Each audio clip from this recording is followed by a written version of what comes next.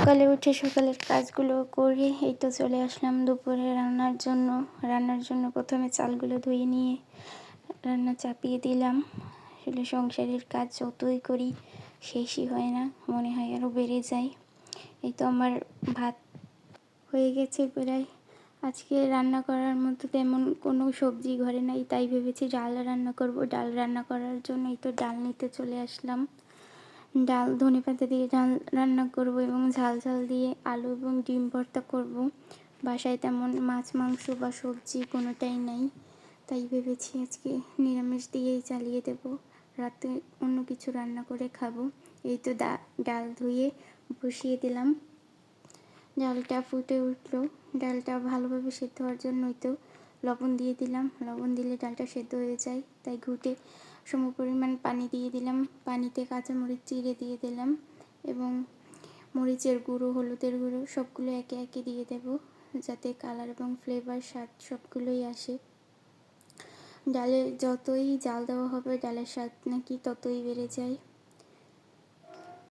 শরীরটা আজ ভালো নেই, কিন্তু নিজের কাজ নিজেকেই করতে হবে। রান্না না করলে না খেয়েই থাকতে হবে, তাই শরীর যেমনই হোক রান্না করতে চলে আসলাম। আর বাজারও নেই ঘরে। এই তো লবণ দিয়ে দিলাম। এবার ভালোভাবে ডাল জাল দিয়ে নিতে হবে, তাতে ডালের স্বাদটা আরও বেড়ে যাবে। তো সবাইকে আসসালামু আলাইকুম ভাই এবং বোনেরা, সবাইকে আবির আবিবার চ্যানেলে স্বাগতম। এই তো আমার ডাল প্রায় হয়ে গেছে। এবার ধনেপাতা দিয়ে দিলাম। ধনেপাতা দেওয়ার আগে তেলে ফোড়ন দিয়ে দিয়েছি, সেটা আপনাদের দেখাতে পারিনি।